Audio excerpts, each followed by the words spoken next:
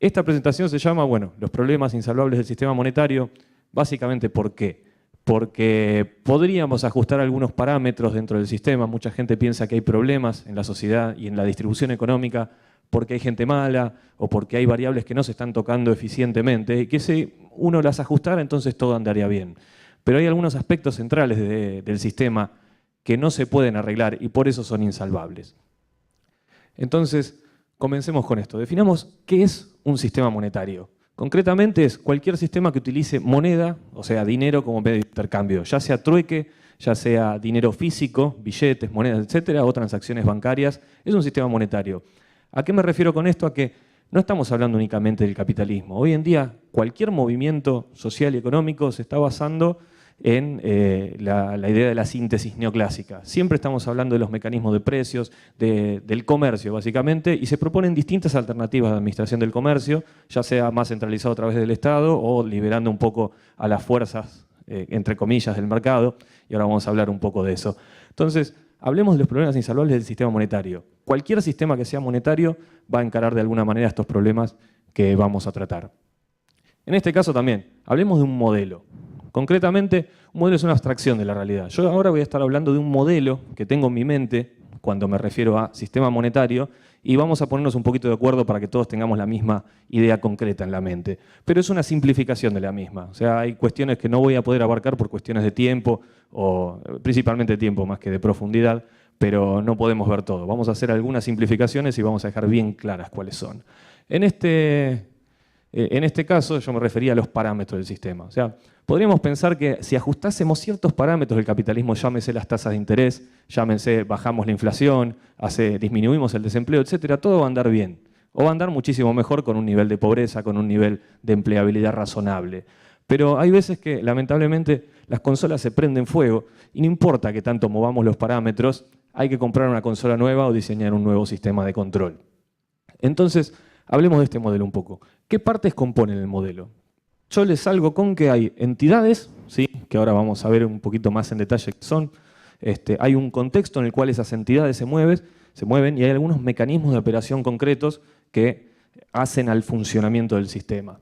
Una entidad, lo que yo tengo en mente, ¿sí? Es una, digamos, ahora lo vamos a poner como una burbuja con plata, pero básicamente se basa en la propiedad de poder de compra. O sea, cualquiera de nosotros, sea una empresa, un banco, una persona, etcétera, tiene ciertos ingresos, que tendrá que ver cómo los obtiene, tiene ciertos egresos y eso determina el poder de compra de las entidades.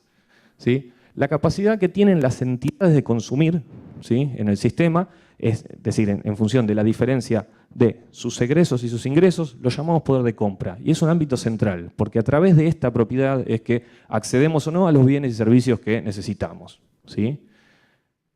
Veamos un poco los ingresos. Me inventé un modelo en el cual debería aplicar a cualquier entidad dentro del sistema monetario. Y es una enumeración de las formas de obtener ingresos que tiene cada persona. ¿Sí? Llámese sueldos cobrados, es decir, el ingreso es una función de los sueldos cobrados, las ventas realizadas, ¿sí? En el caso que uno venda cosas, los intereses cobrados, si uno es un banco, un financista o algo por el estilo, las donaciones, si alguien me regala cosas, ¿sí? Regalos, si yo robo a alguien, me está ingresando algo, es una forma de que aumente mi ingreso. O los impuestos cobrados, ¿no? En el caso de que yo sea el Estado o algo similar.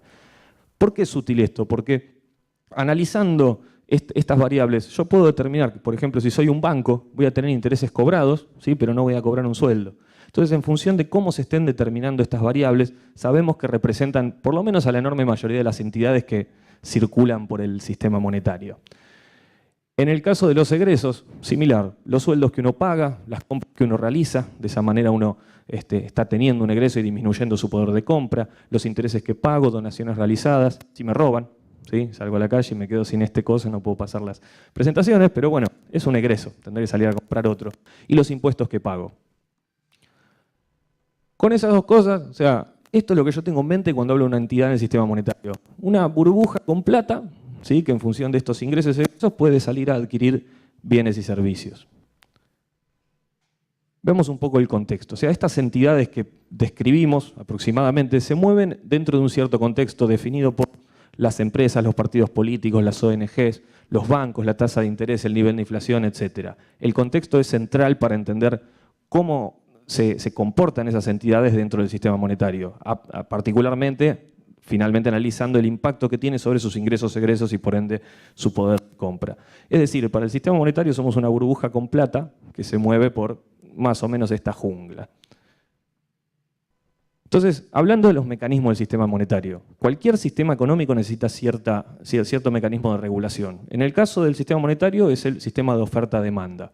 ¿Sí? Tenemos, en general se grafica como una curva de precio-cantidad, ¿sí? Y en el modelo matemático se encuentra un montón de gente que quiere comprar con un montón de gente que quiere vender. De alguna manera, si todo el mundo sale corriendo a comprar algo porque todo el mundo lo necesita, el mecanismo de regulación es que esos precios se vayan al demonio y bueno, habrá que ver en dónde se estabiliza ese precio y si la gente puede acceder o no. Pero el sistema de regulación del sistema monetario es el sistema de mercado, el que conocemos todos. Oferta, demanda, la curva de precios. Y en el centro de eso está el sistema de precios, que es justamente la variable que regula el mecanismo de oferta-demanda. Es decir, la cantidad y calidad de servicios, ¿sí?, que uno puede comprar está directamente determinado,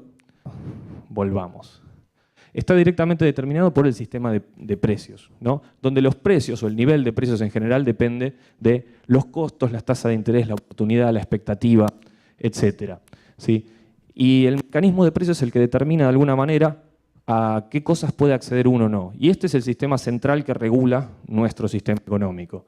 Si uno lo piensa bien, el sistema de precios es un mecanismo de restricción de acceso. Es decir, si yo no puedo acceder a algo, ¿sí?, necesito o bien aumentar mis ingresos o bien disminuir mis egresos para aumentar mi poder de compra. Y si es mayor o igual al precio del bien o servicio que yo quiero comprar, podré acceder o no. Y eso, digamos, tiene un montón de problemas, particularmente en un sistema económico, y ahora lo vamos a ver más en detalle, donde tenemos la capacidad técnica, y eso es central dentro de lo que plantea el movimiento Zeitgeist, la capacidad técnica de darle de comer a todo el mundo, de construir casas, hospitales, escuelas para todo el mundo, sistemas de transporte, o sea, los recursos y la energía para hacerlo están ahí. Cuando el sistema de precios se empieza a descomponer, por ejemplo, si recordarán lo que pasó cerca del 2000, 2001, las cosas estaban ahí, las fábricas están ahí, todos los recursos técnicos para producir todo eso están ahí, licuadoras, batidoras, por todos lados. Lo que no hay es poder de compra para acceder a eso. Y eso es un problema serio, justamente el sistema no está representando la realidad. Y ahora lo vamos en detalle. Pero entender el sistema de precios es central. Cualquiera que quiera criticar tiene que entender el sistema sobre el cual está hablando. Tac, tac, me está volviendo loco. Uno de los mecanismos centrales del sistema monetario es el mecanismo de labor. El mecanismo de labor es lo que hace funcionar absolutamente todo dentro del sistema porque es el mecanismo principal a partir de la cual las entidades obtienen el dinero que necesitan para trabajar, salvo que uno sea un banco, el Estado, etc. Pero finalmente el mecanismo de labor lo que dice es que hay que necesariamente intercambiar labor, trabajo, por dinero, por bienes y servicios. Nada nuevo, todos lo conocemos muy bien. El problema aparece, y además, ¿cómo se relacionan?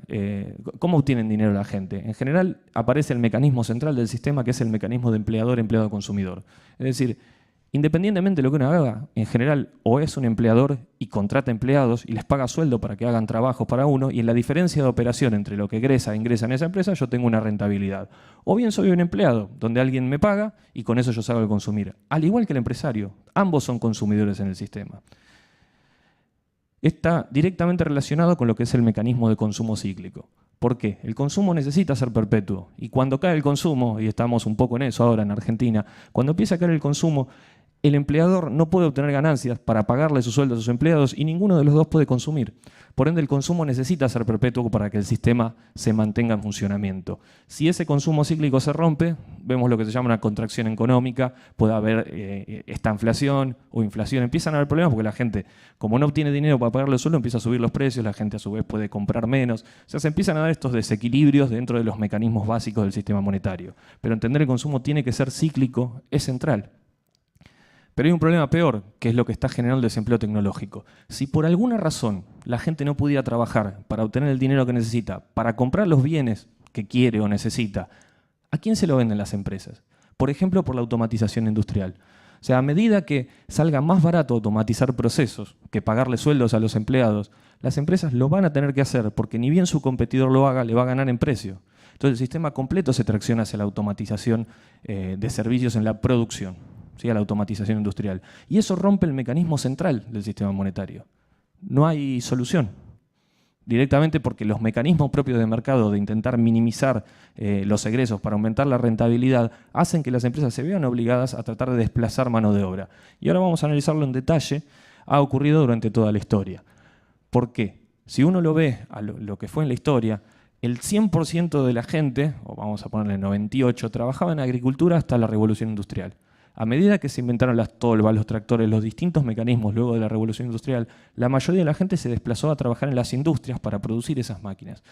Hoy en día menos del 5% de la población trabaja en agricultura en cualquier país semi-industrializado para arriba.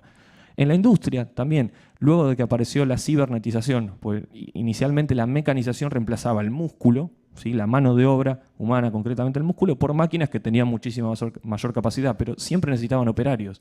Lo nuevo que pasó en los últimos 20, 30 años con los sistemas de control es sacarle a la persona y poner un cerebro cibernético a la máquina y ahora tampoco necesitas al operario en la enorme mayoría de los casos. ¿Qué hizo eso? Desplazó a toda la gente al sector de servicios. Alrededor del 70% de las personas en cualquier país semi-industrializado para arriba trabaja en servicios. Lo nuevo con Internet, con la inteligencia artificial, es que se están automatizando los servicios. Y el problema es que no hay, o por lo menos yo no conozco, cuál es el nuevo sector que emplea a las personas a medida que se desplazan trabajos en el sector servicios. Hablemos de Mercado Libre reemplazando vendedores, el cajero automático desplazando cajeros de banco, las nuevas expendedoras automáticas en las estaciones de subte. Yo tengo una colección de fotos de desempleo tecnológico, decía una máquina igual 3 puestos de trabajo. Y obviamente los sectores del trabajo, todos los gremios, son las próximas peleas que se van a dar en el mundo a medida que se empiecen a automatizar los trabajos. Se va a dar necesariamente la disyuntiva entre perpetuar un sistema que cada vez queda más obsoleto, porque lo cierto es que la tecnología aporta calidad, producción en abundancia, ¿sí? Para darle a más personas con menos cantidad de energía y con recursos, pero anula el mecanismo principal del sistema de trabajo, el del sistema de labor, que es la capacidad que tiene la gente de hacer algo para que le den dinero.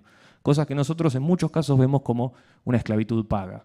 ¿Sí? Porque hay trabajos que son monótonos y repetitivos que se podrían automatizar hoy tranquilamente, no hay ningún impedimento técnico, a lo sumo de costo, ¿sí? Dentro de lo que son los mecanismos de este sistema que ahora analizaremos. Pero la idea de que el trabajo dignifica, sí, dignifica porque uno no depende de nadie que le diga qué hacer y se gana su propia plata y tiene su libertad. Pero si tenemos que mantener un sistema de labor necesariamente, cuando en realidad podría ser totalmente automatizado y uno podría dedicar su vida para lo que quisiera, ¿por qué perpetuarlo? De hecho, a medida que se desplace, ¿sí? el sector servicios tampoco se va a poder, porque ya no es que uno no trabaja porque es vago. Cada vez hay menos. Habrá para una pequeña proporción de la sociedad que pueda haber accedido a la educación o se haya podido preparar para las nuevas tecnologías, pero las grandes masas no tienen posibilidad de readaptarse en un tiempo razonable. Y ahí habrá que ver qué parches, por eso invitamos a Rubén Lobuelo más adelante. Un parche interesante es la renta básica universal como un amortiguador de este fenómeno. Pero este desplazamiento del sector de agricultura a industria, bienes y servicios, me tomé la molestia de hacer un pequeño análisis en distintos países. La fuente es el Factbook de la CIA, que pueden entrar, buscan CIA Factbook, y nuestros amigos de la CIA se han tomado el trabajo de recopilar datos de muchos países que lo hacen relativamente bien, para armar este pequeño cuadrito. Si se fijan, es la distribución de empleo en distintos países del mundo para intentar soportar mi tesis y que no es que lo saqué de la galera. En este caso vemos Estados Unidos, fíjense, agricultura, 0,7% de la población. Estos datos son de 2015, así que son relativamente actuales. 20% de industria, 79,1% en servicios. Fíjense el impacto que tendría el Google Car, que es un auto que se maneja solo, puesto en los camiones. Imaginemos a los muchachos del gremio de camioneros resistiendo a ese cambio. Definitivamente va a ocurrir. Esa resistencia se tiene que dar. Pero bueno, hay que ver cómo avanza esa pelea. En realidad estamos restringiendo un servicio que eliminaría un montón de muertes, ¿sí? en las calles, porque los autos tienen 10 millones de sensores, la probabilidad de colisión de uno de esos vehículos es mucho menor que una persona que maneja, puede estar borracha, dormida, etc. Con tal de mantener el sistema que tenemos hoy vigente, que se está volviendo obsoleto y hay que empezar a pensar en una modificación. Veremos cuál. Unión Europea completa, 5%, 22,7% en industria, 70% en servicios. Argentina, 5% en agricultura. Ya no están los muchachos haciendo la cosecha, sino que tenemos tractores tolva, drones, etcétera, el gran país del campo. 23% en industria, 72% en servicios. Canadá, 2, 20. Vemos que más o menos la tendencia hasta Suecia se mantiene entre alrededor de 5% en agricultura, 25% en industria y 70% en servicios. Más o menos es la tendencia. Cuando uno lo ve en China o a nivel mundo, aparentemente invalida lo que estoy diciendo. Si uno ve a nivel mundial y suma todo, a 34% se ve bastante bien distribuida. ¿De dónde surge esa diferencia? De países, hay muchos países como Burma, Burundi, Camboya, Camerún, donde el 70%, 93%, 55%, 70% trabajan en la agricultura todavía. Son los países con el menor nivel de industrialización del mundo. Entonces, al gran nivel promedio, corre los promedios hacia abajo, pero es engañoso. Entonces, lo que estoy diciendo se sostiene en la enorme mayoría de los países de semi-industrializados para arriba. Y es razonable, porque estos países todavía tienen mucho rango para industrializarse, construir fábricas, automatizar su parte de agricultura, y les va a llegar mucho más tarde el tema del desempleo tecnológico, a menos que desembarquen todas las tecnologías juntas. Sin embargo, ese es el problema. Si la gente no puede trabajar, ¿quién le compra a las empresas que automatizaron? Nadie. Se da una contracción completa del sistema económico. Son problemas que se están tratando hoy en los foros de Davos, porque los grandes dueños de capital ya están viendo quién me compra si yo empiezo a automatizar. Digamos, es un problema que se está tratando en el mundo, cosa que en 2010, cuando empezamos con esto, no lo hablaba nadie. Y de a poco se está dando, porque en 10 años cambió mucho. Yo hace 10 años los celulares no eran una realidad para la enorme mayoría, ni teníamos acceso a todo desde los celulares. Pero hoy cambiaron completamente la interacción entre las personas. Pongamos en el contexto a los bancos. Si hay una analogía para hacer en el sistema monetario, los bancos pueden ser el corazón, porque circulan la plata entre las distintas entidades que funcionan aquí. Y son los que administran a través de los bancos centrales, generando dinero, inyectando, es decir, como se les suele decir a veces, darle a la maquinita que no existe porque la enorme mayoría del dinero no es físico, ¿sí? Pero los bancos centrales generan dinero, ¿sí? con un interés y se distribuye a través de los bancos comerciales, etcétera, donde le llega a las empresas que nos pagan los sueldos o los préstamos que se toman para iniciar una empresa nueva o aumentar un capital. Y el dinero, como decíamos, se crea y termina en un banco, indefectiblemente. Eventualmente son el corazón que bombea la sangre del sistema monetario. Hay algunos detalles con esto. Por ejemplo, en la idea del interés. Yo el día que lo pensé desde esta perspectiva, digo, ¿cómo no lo vi antes? Y es algo que podemos denominar efecto Mateo. Efecto Mateo en general se toma en sociología, pero lo podemos usar a la perfección como una analogía, que es una vieja cita bíblica que dice, los que nada tienen, hasta lo último que tienen se les quitará, y los que más tienen, todo se les dará. Y si uno empieza a verlo de alguna manera, si uno no tiene plata y tiene que empezar algo, pide un préstamo y después tiene que devolver con un cierto interés. Es decir, el sistema penaliza la toma de un crédito. Y si yo tengo, por ejemplo, $1.000.000, ¿sí? y lo pongo a un interés simple en un banco y me dan el 1% por mes, todos los meses me dan $10.000 de alguna manera porque yo tenía plata y la estoy poniendo a trabajar. Cuando al que no tenía plata le cobraron el interés, usado en teoría para pagarle el interés a la persona que sí tenía dinero. Si uno se ve es un sistema automático de transferencia de dinero, o en este caso poder de compra, de la gente que menos tiene a la que más tiene. Y cuando uno empieza a ver ese sistema y se pregunta ¿por qué el 1% del planeta tiene más riqueza que el 50% del resto? Porque es un sistema implementado de transferencia que penaliza y acentúa las diferencias sociales. Y eso se ve muy claro en el último informe de Oxfam, que no es el último, en realidad es del año pasado, pero esto que dice que va a ocurrir, ocurrió. Y me sirve como verificación, además de que la predicción era correcta. Donde el 1% más rico, o sea, una cantidad de personas que entran en un bondi, ¿sí? O hoy en día tal vez sea en una combi o en algo por el estilo, tiene más riqueza que el 50% del planeta. El libro de Thomas Piketty explica, es un libraco así, explica en detalle los mecanismos a partir de los cuales conviene hacer negocios financieros que poner el dinero a invertir en una fábrica y producir. Entonces, obviamente, aumenta el sistema de transferencia y hace que la gente que tiene más plata directamente no lo vuelca en ningún momento. La vieja teoría del derrame no ocurre porque en ningún momento se puso a producir ese dinero. Y en general se está invirtiendo en tecnologías de Internet o en servicios que le dan trabajo a una proporción muy chica de la gente. Entonces, el derrame no ocurre.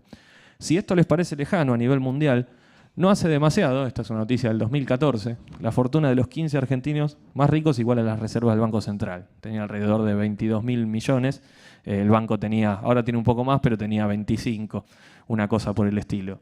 No estamos exentos de esto, sabemos que la desigualdad crece. Alguno dirá, como explican en algunas teorías liberales, que la desigualdad no importa, que lo que importa es la pobreza. Podemos ser todos igualmente pobres o todos igualmente ricos. Y dicen, yo no soy envidioso, a mí no me importa la desigualdad, a mí me importa la pobreza. Pero, digamos, hay estudios muy sostenidos, en evidencia empírica, que establecen cómo la desigualdad genera todo tipo de desórdenes sociales y en la salud de las propias personas. Hay un ejemplo interesante que es de India. En India era una sociedad, a pesar del sistema de castas, una sociedad económicamente muy igualitaria. A pesar de que había gente con mucho dinero, todos se vestían iguales, ¿sí? Usaban las mismas sandalias y era prácticamente indistinguible en la calle una persona de mucho dinero con una que nada. Cuando se bajan las restricciones al comercio internacional y empiezan a aparecer zapatillas de marca, celulares, etc., rápidamente se vieron las desigualdades sociales, porque el tipo que venía con sus sandalias no tenía las zapatillas piola que tenía el muchacho de al lado, entonces era un gil. Simplemente con ese mecanismo se empezaron a aumentar la conflictividad social. Es únicamente un ejemplo. Ahora, si esa desigualdad fuera que, bueno, la mayoría son de clase media, algunos ricos, ¿no? Digamos que hay una equidistancia entre la clase más baja, la clase media y la alta, no habría tanto problema. Lo que termina ocurriendo es que está la clase baja por acá, la clase media bastante cerca de la clase baja y no me alcanza la pared para decir dónde está la clase más dominante. O sea que es un problema a tener en cuenta. Hablando del interés, ¿no? La aplicación de interés compuesto genera un sistema de crecimiento exponencial que es terrible. El interés compuesto, todos sabemos que los bancos, si yo pongo 100 pesos y tengo un 10% de interés, cuando termine el periodo, llamémosle mensual, voy a tener 110 pesos. Y ese nuevo interés se va a cobrar sobre los 110 pesos, es decir, 1,1 más. Después voy a tener 121 pesos y el interés se aplica sobre el nuevo monto, para cualquiera que no entienda el sistema. Pero es una función claramente exponencial, es 1 más i elevado a la n. Es un sistema que crece en forma exponencial. Y eso obviamente trae algunos problemas. Yo como ingeniero, yo no soy economista, soy ingeniero. Si yo veo algún sistema que crece en forma exponencial, lo miro medio de reojo. En un circuito, si la corriente crece en forma exponencial, quiere decir que se me prende fuego un cable automáticamente. Si la presión de un tanque crece en forma exponencial y no está acotada, explota un tanque y sale un tipo corriendo desesperado. Los economistas ven la función exponencial y es una cosa así. Como decía el viejo economista Kenneth Boulding, o sea, cualquiera que crea que el crecimiento exponencial es posible por siempre, además, en un mundo finito como es nuestro planeta Tierra, es un loco o un economista. Una de dos. Porque esto está metido en todos lados. Funciones exponenciales no acotadas por doquier.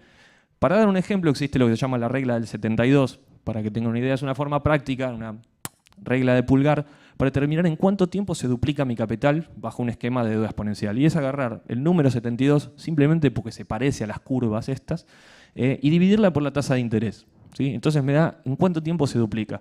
Fíjense que al 2%, ¿sí? Si yo tomé un préstamo, ¿en cuánto tiempo tengo que devolver el doble de plata? O si a mí me prestaron, yo presté, ¿en cuánto tiempo duplico mi capital? Al 2%, 36 años. Al 4%, 18 años en duplicar. Al 8%, 9 años. Al 12%, 6. Al 20%, cada 3 años estoy pagando el doble. Cuando uno ve por qué hay países que deben el 130% de su PBI o cosas por el estilo, rápidamente aparece este mecanismo.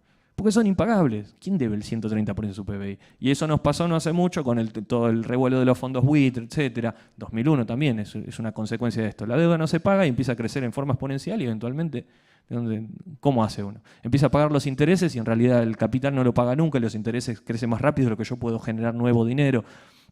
Todo este mecanismo tracciona el sistema hacia la destrucción. Lo digo así, a lo violencia arriba, porque es cierto. Porque si yo fundo una empresa y tengo que devolver el dinero que me prestaron, que crece en forma exponencial, para mantener el funcionamiento de esa empresa, tengo que vender exponencialmente más y tengo que contaminar el ambiente exponencialmente más. Y tengo que crecer en forma exponencial, porque me tracciona esa deuda que tengo que ir devolviendo. Entonces, de esa manera, ¿qué hacemos? Estamos destruyendo el medio ambiente a una velocidad en la cual el propio planeta no se puede recuperar, porque los bosques no reaparecen en forma exponencial, porque la tasa de regeneración de los recursos del planeta no sigue en esta lógica desencadenante. Cuando éramos pocos en el planeta no había problema, ahora que estamos globalizados y tenemos tecnología de extracción y de producción que tranquilamente puede cambiar, y de hecho está cambiando el ecosistema, esto empieza a ser un problema serio. Consolas, bueno, que se prenden fuego, es lo que decía. Ya ajustar los parámetros no cambia mucho. Las tasas de interés las puedo ajustar un poco, pero sin embargo tenés una función exponencial metida en el medio del sistema. Esto que decíamos del dinero, de que las deudas crecen en forma exponencial. Un muchacho que se llama Simon Thorpe, ¿sí? Un francés, del centro, no sé pronunciar en francés, pero bueno, en un centro de investigación científica, y todos los números se sacaron de Trading Economics, o sea, son números públicos que los puede verificar cualquiera, se tomó la molestia de establecer para cada país la deuda pública y privada versus la cantidad de dinero, en este caso dinero M3, que tiene el país. Dinero M3 es el dinero M0, es el dinero físico que puedo tener en el bolsillo, en una billetera. Dinero M1 es el dinero físico más el bancario. Dinero M2 suma el dinero fiduciario, etc. Y el dinero M3 suma todas las acciones. O sea, es la medida más concreta de cuánto dinero hay en un país, circulando, completo. Cuando uno lo ve, tengo marcados en verde aquellos países en los que no se cumple, además porque quiero ser intelectualmente honesto. Si uno ve en China, uno suma la deuda del sector privado, la deuda del sector público y tiene la deuda total. Son 12.275 millones, ¿sí? Miles de millones de dólares. Además hubo que reconvertir todas las monedas a dólares. O sea, puede variar ligeramente, pero obviamente la tendencia se mantiene porque es muy grande. Y la cantidad de dinero total M3 circulante de China es de 15.700 millones. O sea, la relación de deuda-dinero de China es del 0,78. O sea, si China quisiera cancelar todas sus deudas, tiene que agarrar el 80% de todo el dinero circulando, pagarle a todos los que le debe y solo queda el 20% de dinero en circulación. Ya 70% sería una contracción terrible. Bueno, Hong Kong se tendría que gastar la mitad de su dinero para pagar todas sus deudas, pero la enorme mayoría, por ejemplo, la eurozona, 2,45. O sea, la deuda es 2,5 veces la cantidad de dinero total que tiene el país. Si paga todo, todavía le falta el 150% de todo el dinero que pagó para cancelar su deuda. Japón, 3,54, o sea, tiene 3,5 veces más deuda que dinero. ¿Sí? Argentina lo tenía por acá. Perfecto. No lo veo. Sí, 1,67 veces. Eso debe haber cambiado en el último tiempo porque se canceló deuda, igual ahora se volvió a tomar, no sé, habría que hacer los números de nuevo. Pero cuando se suma todo, y el promedio, el total completo, excluyendo la eurozona, en realidad, porque había países que en realidad no se llegaron a analizar, da el promedio 2 veces. O sea, en el mundo hay 2 veces más deuda que dinero total para pagarlo. El mundo le debe plata a los extraterrestres, no se sabe quién. O sea, que para cancelar todo el sistema de deudas habría que duplicar la base monetaria completa del mundo, sin generar más deuda, por supuesto, porque si me prestan para pagar eso y sigo debiendo, amplifico el problema, con tal de quedar en cero. Tiene que duplicar la base monetaria y gastarla en eso y no queda dinero en el mundo. Algún economista, si es tan amable de explicarme este fenómeno, yo soy gustoso de ver cómo lo van a resolver, a mí no se me ocurre. O sea, más que triplicar la base monetaria y pagar o perdonar todas las deudas. No sé, perdonar la mitad de la deuda del planeta o el 150%, hay que ver si los acreedores les gusta. Es un problema serio. Yo no sé cómo salir de este brete en el que los economistas nos metieron con la función exponencial. Pero es un problema que difícil resolución como mínimo. Sin contar además que ese dinero, como decíamos y como vemos además, nunca se creó en el sistema, el dinero para pagar las deudas. Hay una cantidad de dinero circulante, llamémosle 100. Un banco me presta a mí 10 y yo tengo que devolver 11. Ese peso que me falta para devolverle al banco se lo tengo que sacar a otro, vendiéndole cosas, es decir, obteniendo una ventaja diferencial para poder pagar mi deuda con el banco. Ese peso no se creó en ningún momento en el sistema. Digamos, cuando el Banco Central aumenta la base monetaria justamente porque es un sistema de crecimiento continuo, también se los presta a los bancos comerciales que lo redistribuyan a una tasa de interés. Al Banco Central, cuando se le devuelve el dinero, también hay que pagar una tasa de interés. Porque, digamos, se circula a través de bonos. El Banco Central también tiene que conseguir ese dinero a través de la balanza comercial. Es un sistema monstruoso. Pero lo cierto es que cuando se para la economía, y todos lo vimos en el 2001 en Argentina concretamente, si todos van al banco a la vez a sacar el dinero, no está.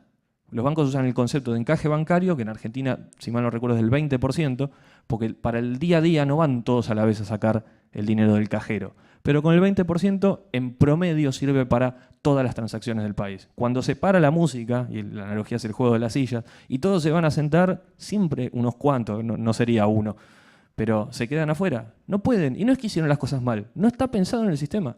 En ningún momento se crea el dinero suficiente para que todo el mundo cancele las deudas. Y cuando se suman los datos internacionales se ve muy claro. Entonces, es un problema bastante serio. ¿Qué genera esto?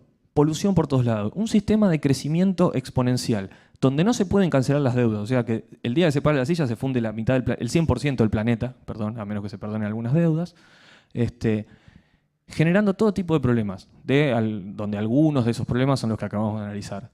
Ahora, como decíamos, los problemas se deben a que se están haciendo las cosas mal y que hay gente mala en los gobiernos, en la administración de los bancos centrales, o son problemas intrínsecos del sistema, que no importa si yo lo hago funcionar bien, entonces arreglo esos problemas. Ya hablemos de externalidades. Los economistas le llaman a todas estas cosas que no están en sus ecuaciones, le llaman externalidades. ¿Sí? En la política se usa el mismo nombre. ¿Alguno ve en las ecuaciones que manejan la economía, la ecuación básica de la macroeconomía, o las que me inventé yo, que más o menos cierran para los ingresos? ¿Sí? El poder de compra es una función del ingreso y el egreso, el ingreso en función del sueldo, de las ventas, de los intereses, todo medido en dinero. O sea, Nada que no tenga un precio se puede meter en las propias ecuaciones que rigen la mecánica económica. Es decir, la economía habla de precios. Yo hablo como ingeniero, cuando hablo de eficiencia, hablo de otra clase de cosas. Pero lo cierto es que a todo lo que no se puede meter ahí se le llama externalidad. No está contemplado en las ecuaciones. Está el concepto de internalización de las externalidades, que por ejemplo es ponerle un precio a la contaminación, una multa. Entonces ahora sí lo puedo meter. Entonces calcular la probabilidad de que una persona no vaya a contaminar porque le sale más caro la multa que coimear al tipo que le viene a verificar la planta. Vamos a ponerlo así. Yo no estoy impresionado con el resultado de esas políticas. El calentamiento global sigue. La forma de control de eso hay que ser omnisciente para ver que no pase nada. Pero bueno, o sea, ¿dónde están? Ya lo primero es que los modelos matemáticos del sistema monetario no incluyen todas estas cosas. Los recursos naturales no renovables, el medio ambiente, el bienestar humano, la accesibilidad a los recursos de la vida, las tasas de regeneración de los propios recursos naturales, no están. No están porque no pueden estarlo, porque no están contempladas en los modelos matemáticos. Esto plantea un desacople completo de la economía de la realidad. En lugar de administrar las cosas que existen en el mundo físico, sea la energía, sea los recursos materiales, las toneladas de plástico que existen o producidas, la cantidad de petróleo, administramos una abstracción denominada dinero que se supone que representa a las cosas materiales. Y el problema es que, como decíamos, en un planeta finito no podemos tener un sistema de crecimiento infinito que encima acelera en forma exponencial. Estamos fritos. Entonces, ahí veníamos con ese desacople de la realidad. Yo como ingeniero, lo que decía, cuando hablo de eficiencia, ¿sí?, en un motor eléctrico, yo hablo de algo físico, de energía, tiempo, materiales, tecnología. O sea, yo voy a medir la cantidad de watts que tiene la entrada con la potencia que me da de salida, cuánto tiempo tarda, quiero minimizar tiempos. Cuando llevo eso para producir algo, en realidad estoy hablando de eficiencia, de otra clase de eficiencia, en términos de costos, de precio, oportunidad, de expectativa. Todo esto está totalmente, es una abstracción. O sea, las ecuaciones matemáticas sobre las cuales se toman decisiones están basadas en precios. Y los precios, después tenemos una presentación de pensamiento crítico, pero lo voy a decir igual. Hay una abstracción semántica, ¿sí? La gente dice, los precios suben, como si los precios fueran cosas que pueden subir. Y cuando uno desarma la abstracción semántica de eso, en realidad hay personas que deciden aumentar los precios, que son una propiedad de los objetos dentro del sistema. Los precios no pueden hacer nada porque no tienen mente, no pueden hacer nada. Coloquialmente uno dice, bueno, los precios suben, pero nos perdemos en realidad la abstracción semántica de base, que es que las personas deciden aumentar los precios. Las razones que tienen para hacerlo son buenas, son válidas, son convenientes. Eso es otro análisis. Pero en este caso, esos precios, ¿sí?, este sistema desacoplado, como vemos, los precios pueden variar por un montón de cosas que no tienen nada que ver con el mundo físico. Ya sea las expectativas, quiero ganar más, quiero ganar menos. Si montamos un sistema que está corriendo detrás de los precios como mecanismo central de regulación, que es en realidad un fantasma lingüístico, una cosa que no existe, en un mundo finito, con gente que tiene requerimientos de verdad, agua, comida, necesidades, cuando encima están en abundancia y tenemos tecnología para procesarlos, para satisfacer las necesidades de todo el planeta y el doble, tenemos un problema. El problema de volver a acoplar el sistema económico con el mundo físico, con lo que de verdad hay que producir, es uno no trivial. Porque el objetivo de la economía es economizar, es decir, la administración eficiente de los recursos escasos. Viendo los datos que vimos antes, ¿les parece que está haciendo un buen trabajo? Es decir, el 50% del planeta vive con menos de $2 al día. No es necesario ir muy lejos, porque no voy a sacar África, etc. Vamos a recorrer el conurbano, el interior del país. No está haciendo un gran trabajo. Y no es solo acá. Porque cuando uno ve los datos también económicos, concretos, pobreza, desigualdad, enfermedades sociales, de países que uno dice del primer mundo, se lleva una sorpresa. Entonces esto es un problema serio. ¿Hay otros sistemas posibles, ¿sí?, donde la eficiencia en la producción, distribución y reciclado de las necesidades estén metidas en las propias ecuaciones del sistema? Nosotros entendemos que sí, proponemos lo que se llama una economía basada en recursos, usando la ciencia y la técnica para administrar en forma inteligente los recursos del planeta. Pero no voy a ir con la economía basada en recursos, que es lo que proponemos nosotros, porque no es el objetivo de la charla. Sí voy a decir que en el país vecino, al lado, en Chile, en el 70, hicieron una prueba que se llamaba el proyecto Cibersyn, ¿sí?, donde tenían le llamaban socialismo tecnológico, o sea, los tipos quisieron automatizar el socialismo de alguna manera, y tenían, fíjense lo que es esta imagen, parece una película de los 80s, el Enterprise, un sistema centralizado conectado por redes de Telex a toda la industria, a las distintas fábricas. Duró, creo que 2 años, luego bombardearon la Casa de la Moneda, matando a Allende, y bueno, cada uno conoce la historia de Chile, si no la conoce es interesante verla, pero la única vez que se puso en funcionamiento esto, con redes de Telex, o sea, el celular más viejo de acá humilla a estas computadoras, pero hasta la posición fetal. O sea, imagínense con tecnología de hoy para vincular en términos digamos, de información y de procesamiento de datos a la industria moderna. Con esto los tipos cuando le hicieron un bloqueo de Santiago de Chile, era una huelga y no dejaban pasar a los camiones para abastecer a la ciudad, fue la única vez que se puso en funcionamiento Cibersin, coordinaron a las distintas producciones y las empresas de camioneros y pudieron zafar 3, 4 semanas el bloqueo completo. Luego, bueno, bombardearon la casa y nunca vamos a saber qué tal iba a funcionar. Hasta tenía un sistema que se llamaba Cyberfolk, que era cuentan que cuando Allende lo ve, dice, por fin, el pueblo. Tenían unas oficinas distribuidas conectadas por Telex con un potenciómetro para votar sí, no. Entonces les ponían preguntas y iba la gente y tomaba decisiones en tiempo real del Estado. Lamentablemente no lo explicaron bien cómo funcionó, la gente no entendía la perilla y fracasó miserablemente en ese momento. Pero es un experimento interesante muy cerca de acá. En fin, lo que nosotros proponemos es algo mejor que con redes de Telex, ¿sí? Y vamos a verlo en la última presentación del día, entendiendo el concepto de un modelo económico basado en recursos. Pero no es el objetivo de esta presentación. Desde ya, bueno, les agradezco mucho y ¿tenemos tiempo para preguntas, respuestas? ¿Cómo estamos, Axel? ¿Más o menos? Bueno, lo vamos a hacer. Muchísimas gracias y los dejo con las consolas prendidas a fuego para analizar. Muchas gracias. Hay que prender.